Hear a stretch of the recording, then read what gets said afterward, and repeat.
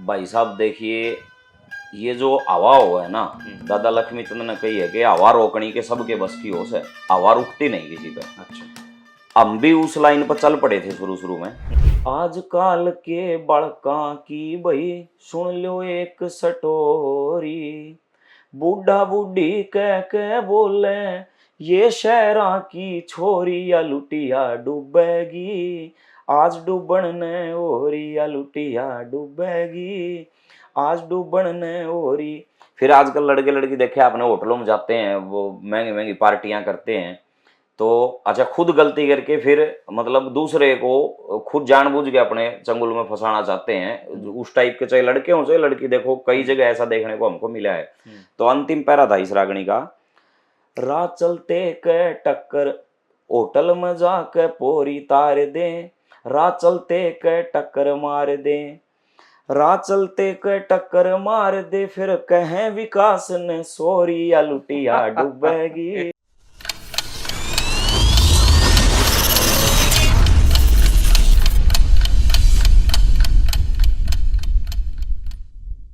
नमस्कार दोस्तों political interview तो चलते रहते हैं, लेकिन आज एक बहुत ही प्यारा भाई स्टूडियो में आ रहा है और अक्सर आप इनको सोशल मीडिया पे और कहीं ना कहीं आपने ज़रूर इनको देखा होगा।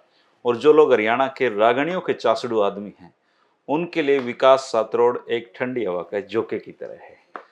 सबसे पहले तो विकास भाई आपका हरिभूमि स्टूडियो में स्वागत है। धन्यवाद धर्मेंद्र भाई, और आपका विशेष धन्यवाद, हरिभूमि का धन्यवाद, और सभी दर्शकों को मेरी तरफ से राम राम। अच्छा विकास भाई, सबसे पहले तो ये बताओ कि आपको ये रागणी का चस्का लगा कैसे? ये तो भाई साहब बड़ी पुरानी बात है, ये 1995 के आसपास की, सातवीं क्लास में पढ़ा करता मैं। और हमारे पड़ोस में गांव में रिवाज होगा, कोई ज्यादा बड़ा बूढ़ा गुजर जाओ ना तो उनका सत्संग कराया जाओ है। अच्छा। डेली रोजाना शाम को भाई लेडीज अपना अलग गीत गाती रहे, आदमी अपना थोड़ा रागणी भजन टाइप का गा के सत्संग कराया करें उसका। तो हमारे परिवार में एक दादी गुजर रही थी, मतलब मेरी वो परदादी लगाया करती, मैं छोटा सा था, तो शाम को उनका रोजाना सत्संग होया करता। अच्छा। और मैं मेरे पिताजी को वहां कहा करता, भाई मैंने लेके चलो सुना के लाओ। पिताजी मना कराया करते, लेकिन मेरी जिद का आगे वो झुक गए, वो हाँ रोज शाम ने उड़ लेके जाया करते। तो वहां से मेरे को वहां एक आदमी मटका बजा के, सिर्फ मटका एकमात्र साज, उस पर भजन गाया करते। तो वहां से मैंने चस्का लगा था।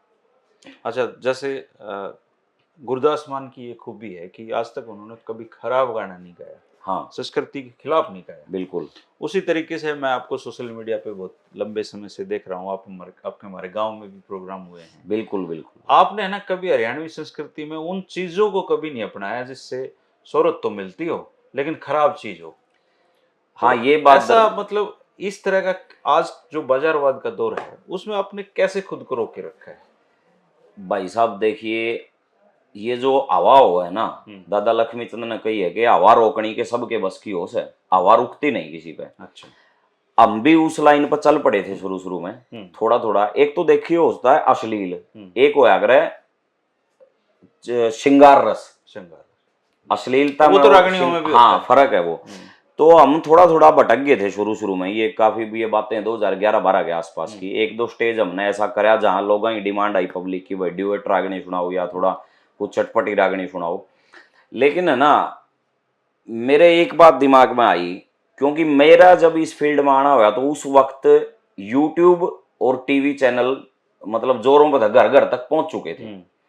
तो मेरे एक बात दिमाग में आई कि मैं ऐसा गाना लग रहा हूँ, कल को अगर टीवी पे या मोबाइल पे घर वालों के आगे अगर ऐसा मतलब कोई मैटर मेरा आ गया कंटेंट, तो मतलब क्या इज्जत रह जाएगी। अच्छा, मतलब आप ऐसी चीज गाना चाहते हो कि घर की बेबे भी सुने तो? मेरा रिकॉर्ड ये है भाई साहब, मैं तो दूसरे को सुनाने से पहले मेरी रागनी, मेरी माता, मेरी बहन और मेरे पिताजी, मतलब सारे मेरे बच्चे बैठ के सुनते हैं। अच्छा। तो उससे शुद्ध तो और क्या होगा जब मेरे परिवार वाले ही सुनते हैं तो। अच्छा। कुछ फिर गुरुजी का सत्संग ऐसा था, मेरे गुरुजी रमेश कलावड़िया जी, रमेश कलावड़िया मेरे हाँ, भी फिर खूब सुनता। दादा लक्ष्मी चंद के बेटे थे पंडित तुलेराम जी, और तुलेराम जी के शिष्य हैं रमेश कलावड़िया जी। अच्छा। तो हमारी वो प्रणाली है, तो उसका बड़ा फर्क होता है। देखो प्रणाली का, गुरुजी का और माँ बाप का बड़ा फर्क तो होता है। उनको गुरु कब चुना आपने? उनको मैंने दिसंबर 2008 में। उनको बनाया गुरु है। हाँ, मैंने गुरु धारण करा था एक वो जो सम्मान पटका दे के और एक मिठाई का डब्बा दे के डाटा गांव में बाबा लाल दास स्टेडियम में। अच्छा। और वैसे मुलाकात हुई थी मेरी उनसे अक्टूबर में हमारे गांव में सात रोड में। तो उस दिन मैंने सोच लिया था कि मैं इनको ही गुरु बनाऊंगा। तो तो 2008 उन्होंने में क्या सिखाया आपको? सिखाने का तो देखो ऐसा होता है जी, गुरु अब स्लेट बर्ती लेके तो बैठे नहीं गुरु जी भाई यो कर ले वो कर ले। उनका तो एक तो सबसे बड़ा तो आशीर्वाद होता है। मैं जाके यूं कहूंगा ना, मैं विकास हूँ सात रोड तो मेरी रागनी सुन लो, 100 में तो 10 आदमी सुनेंगे। मैं यूं कहूंगा ना, मैं रमेश कलावड़िया चला हूँ, 100 में तो 95 आदमी सुनेंगे। ये फर्क होता है कुछ। फिर उनको सुन के जैसे आसपास आ रहे होते ना, वो हम तो पढ़ा करते उस टाइम कॉलेज 2013 का पास आउट हूँ मैं, तो तब तक तो घर वाले जाने नहीं दिया करते रागनी में। बस वो आसपास कहीं आते ना, हिसार आगे हंसी आगे तो पता आप चल अपनी लिखी जाता। हुई रागनियां सुनाया करते? नहीं, वहां में उनको सुनने वास्ते जाया करता। अच्छा। कॉलेज टाइम तक तो मैंने सिर्फ सुना है। 7-8 साल तो मैंने हर कवि को पढ़ा, हर कवि को सुना, गाया नहीं, बहुत कम गाया है। तो रमेश जी आते ना हमारे आसपास के एरिया में, फोन कर देते मेरे पास, तो वहां में चला जाया करता। बाहर तो घर वाले जान नहीं दिया करते उस टाइम, क्योंकि हमारी फैमिली में है ना बैकग्राउंड नहीं है। मतलब कई कलाकार तो ऐसे मशहूर हुए हैं कि बाप दादा कोई नहीं, गाने वाला छोड़ो, सुनने वाला भी नहीं है हमारी फैमिली में, तो कोई लिसनर भी नहीं है। मैं हमारा चौतर बरागणी गा दूं, सारा काम आ जाएगा, घर के नहीं आऊंगे। कई कलाकार तो क्या है कि किसी का दादा सांगी था, किसी का बाबू राइटर था, सांगी कलाकार था, वो विरासत में मिली। हमारा कोई बैकग्राउंड नहीं है, सिस्टर हैं और सभी जो मतलब विदेशों में है, सरकारी नौकरियों पे है। हमारा तो ये रागनी का कोई वो नहीं, मतलब ही नहीं। बस अच्छा, मेरे अंदर पता नहीं सबसे आदमी को पहला प्यार याद रहता है। हाँ। तो आपकी फेवरेट रागनी कौन सी है जिसको आपने गाया था पहली बार, और जिसको बड़े दिल की लगी हुई रागनी आपकी?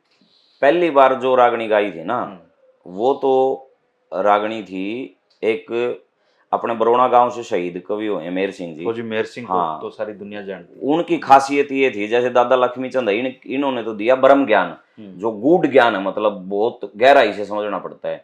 और मेहर सिंह की खासियत ये थी, जो उनके ऊपर बीतती ना, वो रागनियों के माध्यम से गा दी, क्योंकि उनके भी घर वाले जान नहीं दिया अगर देश काल के कवि थे। हाँ, वो ज्ञान भी दिया, ये बात नहीं, उन्होंने ब्रह्म ज्ञान की कविताई भी करी। तो उनका एक भजन होता था वक्त के ऊपर, वक्त ने किस किस के साथ के करवा लिया। हाँ, वो भजन ऐसे था, हेर सत की बांधी मिले लक्ष्मी, कोई मत न्या छोड़ो सत ने, इंसाना पे करा दिए है के काम बखत ने। तो ये उन्होंने अलग अलग उदाहरण दिए हैं भाई, किस राजा के साथ के काम करवाया उसने। अंतिम जो पैरा होता था ना, उनकी खासियत ये थी, वो खुद के बारे में बताया करते हुए मेरे साथ के बनी, क्योंकि वो फौजी थे, बरेली में उनकी पोस्टिंग है, बताते हैं। तो उन्होंने अंतिम पैरे में बताया था कि समय ने क्या करवाया मेरे साथ। भाई एक समय में पड़े जागना, एक में पड़ जा सोना रे, एक समय में पड़े पावना, एक में पड़ जा खोना रे, एक समय में पड़े हंसना, एक में पड़ जा रोना रे, मन एक बखत में मिली बरेली और एक में मिला बरोना रे। फिर जब समय चूक गया तब ध्यान आई, एक समय में मिली बरेली, एक में मिला बरोना रे, और जाट मेहर सिंह तेरा बखत लिकड़ गया, तू पढ़ पढ़ रोया खत ने, इंसाना पे करा दिए के काम बखत ने। ये रागनी मैंने पहली बार मंच पर गाई थी। ये तो बड़ी दिल छूने वाली रागनी है। अच्छा, और जैसे रागनी आए, दादा लक्ष्मीचंद का नाम आए, बिल्कुल, तो ना आए ऐसा हो नहीं सकता। बिल्कुल नहीं हो सकता। तो आपने उनकी खूब रागनियां मैंने सुनी है, गाई है। तो दादा लक्ष्मीचंद की कौन सी रागनी आपको सबसे ज्यादा पसंद है? देखिए, दादा लक्ष्मीचंद की तो कोई रागनी ऐसी है ही नहीं जो पसंद ना होगी। तो फिर भी आप मंचों से गाते हो, नहीं, उसके दो बोल है। वो तो देखो धर्मेंद्र जी, ऐसा होता है कि माहौल पे डिपेंड होता है, प्रोग्राम किस चीज का है। कोई खुशी का प्रोग्राम है, कोई किसी का काज आदि का रस्म पकड़ी का कार्यक्रम है, वो उस हिसाब से गाई जाती हैं। दादा लक्ष्मीचंद की कविताई को तो समझना तो हमारे आम इंसान के बस की तो बात ही नहीं है, क्योंकि वो तो एक उच्च कोटि के गंधर्व थे, और कवियों ने लिखा भी है उनके बारे में। तो वो तो उनकी बड़ाई तो क्या सूर्य को दीपक दिखाना जी, उनकी तो सभी रागनियां ही अच्छा, अच्छी जैसे हरियाणवी फिल्में बनने लगी हैं, अभी पीछे हरियाणा आई थी, अभी दादा लक्ष्मीचंद आ रही है। तो ये फिल्में तो आप लोग जो गायक की करते हैं, हरियाणा की कविताई करते हैं, उन लोगों के लिए तो एक श्रवण काल आ रहा है, क्योंकि इनकी जगह मिलेगी इनको। बिल्कुल, देखो हरियाणा की इंडस्ट्री ने जितना ग्रोथ करी है पिछले कुछ सालों में, बहुत ही बढ़िया है वो। लेकिन उसमें दिक्कत ये आ रही है जी धर्मेंद्र जी, लोग तो साथ साथ गाने है ना, सुनते हैं ना हाँ, यूट्यूब पे। साथ साथ अश्लीलता और ये थोड़ा ये बदमाशी टाइप के गाने, जो 15-16 साल का जो हथियारों वाले। बच्चा है मान लो, उसको अक्ल नहीं है कि उसको क्या करना है जीवन में, वो इन गानों को सुन के भटक जाएगा। उसको अक्ल जब आओगी जब वक्त निकल जाता है, वो मेर सिंह वाली बात है, वक्त निकल गया लेकिन पर। विकास भाई, उनको ये जो आप वाले गाने हैं, कविताएं हाँ, हैं, चाहे दादा लक्ष्मीचंद की हो, जयफुल, ये 15-16 साल के बच्चे को ये भी तो समझ में नहीं आती ना। नहीं समझने की बात ऐसी है धर्मेंद्र जी, ये दोष हमारा कलाकारों का है। हरियाणा की रागणी कलाकारों की जो मेंटेलिटी है ना, एक वो उस लकीर को पीटते आ रहे हैं कि भाई एक तो जोर लाना है, सबसे बड़ी बात एक तो। वो लगा के। हाँ, मतलब एक तो जोर लाना है सबसे बड़ी बात तो, उनकी मेंटेलिटी ये है। दादा जगन्नाथ हुए हैं समचाणा गांव से, बहुत ही उच्च कोटि के कवि हुए हैं वो, कुछ साल पहले ही स्वर्गवास मैंने हुआ उनका। उनकी हाँ, खबर भी बहुत बढ़िया है। उन्होंने ये कहा है कि उतना गाना चाहिए जितना गावणी है का गढ़ उसे, जितना गड़ा भगवान ने दे रखा है ना, आप उससे ऊपर किसी चीज को आप नहीं कर सकते। कैच कैन ले सकते। हाँ, नहीं ले सकते। हमारा मकसद क्या रहता है, हमारे को यूथ सुनता है, सबसे बड़ी बात तो ये, लड़कियां भी सुनती है, हमारी छोटी बड़ी बहन कॉलेजों में पढ़ने वाली। सीपी में, दिल्ली कनाट प्लेस में हमने टिकट लगा के रागणी के प्रोग्राम करे, 300 रुपए टिकट, मंडी हाउस में, LTG ऑडिटोरियम में। अच्छा। और हाउसफुल अच्छा। हमने रागणी गाई वहां। दिल्ली यूनिवर्सिटी में जहां ऑल ओवर इंडिया के स्टूडेंट पढ़ते हैं, वहां भी गाई। वहां भी हमने रागणी गाई।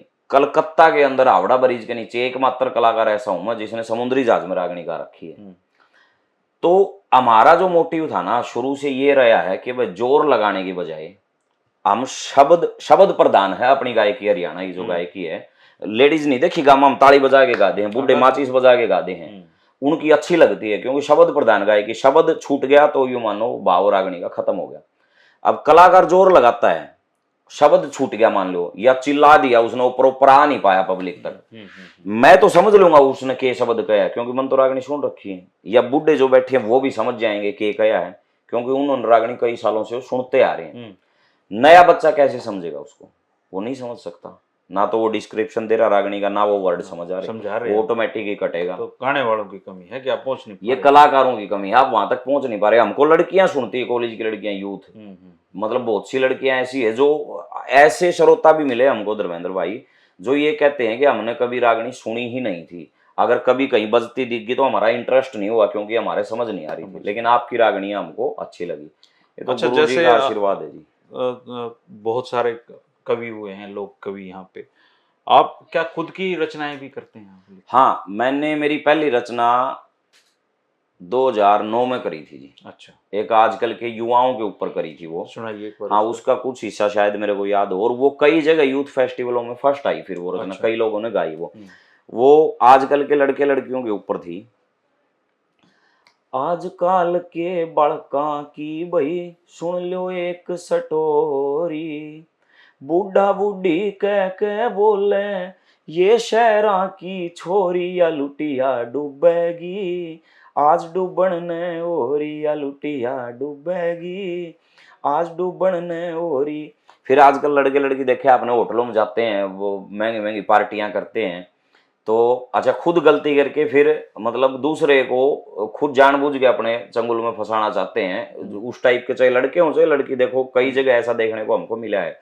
तो अंतिम पैरा था इस रागनी का, राह चलते के टक्कर होटल में जाके पोरी तार दे, राह चलते के टक्कर मार दे, राह चलते के टक्कर मार दे, फिर कहें विकास ने सोरी, या लुटिया डूबेगी आज डूबन ने ओरी।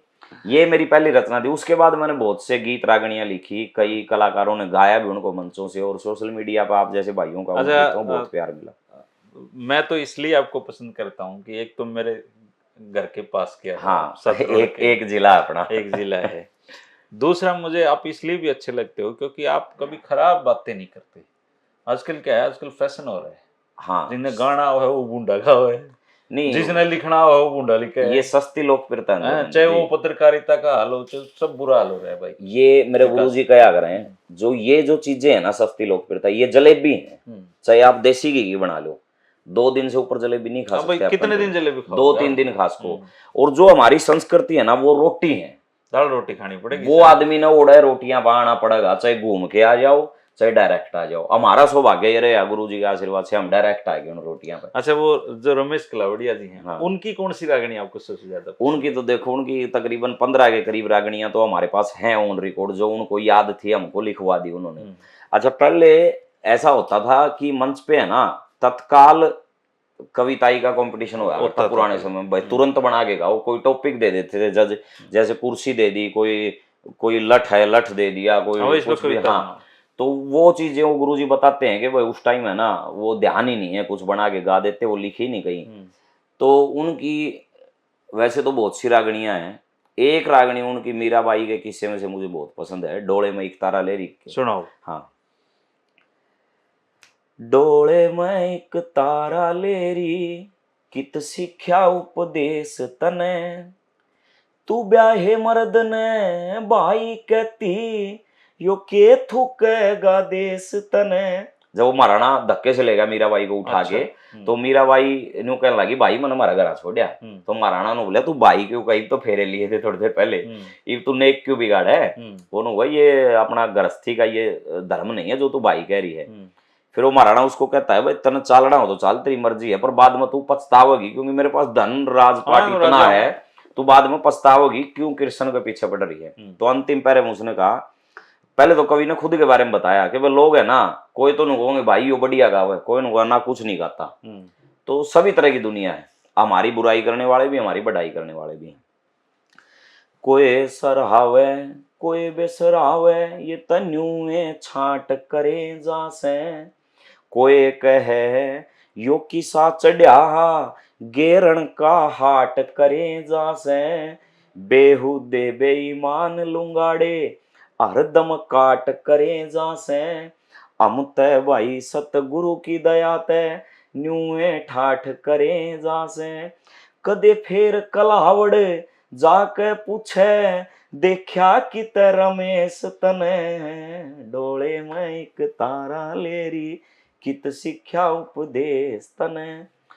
एक उनकी और बड़ी जबरदस्त रागनी थी, वो मेरे पहली बार सुनते ही याद हो गई थी, और उन्होंने 2009 में हमारे गांव में गाई थी वो। अच्छा। वो आजकल की शिक्षा पद्धति के ऊपर थी कि देख लिए दुनिया के रास्ते, सुनकर न सम हो गया, सम मतलब मैं खामोश हो गया, कुछ बोलने जोगा रहा ही नहीं। और इस कलयुग में सबसे ज्यादा पैसे में दम हो गया। शिक्षा के बेताज बादशाह खुली लूट मचा रहे से, शिष्य गुरु के नाते न ये कति बेच कर खा रहे से, डोनेशन और एडमिशन फीस ये पीछे की जा रहे से, और इस अक्षेत्र में मास्टर तो थोड़े और दौड़ पोस गणे आ रहे से।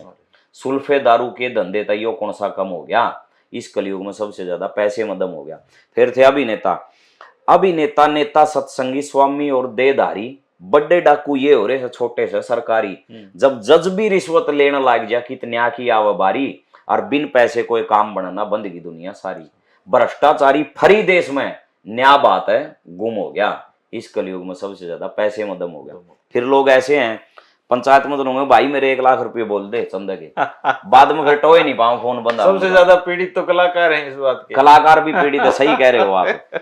लाख हजार बुलाकर ना दे, इसे किस्म के चंदेस हैं, जो जितना ऊंचा जचे आदमी उतने कर्तव्य गंदेस हैं। ये नेता कर रहे नाश देश का, सबके गोरख धंधेस हैं, और भरी सभा में बूंडा गाँव इसे गाड़ियां बंदेस है। आन कान मर्याद रही ना, बढ़व्या का जम हो गया, इस कलयुग में सबसे ज्यादा पैसे में दम हो गया। अच्छा, अंतिम पैरे में गुरुजियों ने खुद के बारे में बताया, क्योंकि इन्होंने जीवन के 14 साल शराब के नशे में खराब कर दिए अपने, ये खुद भी मानते हैं। लेकिन माँ सरस्वती की मेहर थी कि वो दोबारा वहां से रिकवर करके, जैसे युवराज सिंह ने कैंसर से रिकवर कराया और बढ़िया तरीके से वापसी करी इन्होंने। तो इन्होंने एक बात बताई कि मन कहीं कर्म कराया हुआ था, अच्छा वो मेरा आगा आ गया। वो मानस तो बाद रहेगा जो ईश्वर से डरया होया, आजमा लो एक दिन फूटेगा घड़ा पाप का भया होया, पाप पुण्य तो हर बंदे का मिलता है जैसा करया होया, जैसे मैं फिर जिंदा हो गया 14 साल का मरिया होया। रमेश कुमार राम गुण गाले बखत बेशरम हो गया, इस कलयुग में सबसे ज्यादा पैसे में दम हो गया। मैं अक्सर उनकी रागणियां सुनता हूँ। वो तो देखो जी एक लीजेंड है। अच्छा विकास भाई, अगर ये हमारे जो दर्शक हैं कोई आप तक पहुंचना चाहे तो क्या आपका यूट्यूब चैनल भी है? हाँ, मेरा एक उनको बता दो ताकि आपको सब्सक्राइब करें। मैंने अभी थोड़े दिन पहले यूट्यूब चैनल बनाया है, हरियाणवी वाइब्स के नाम से। अच्छा।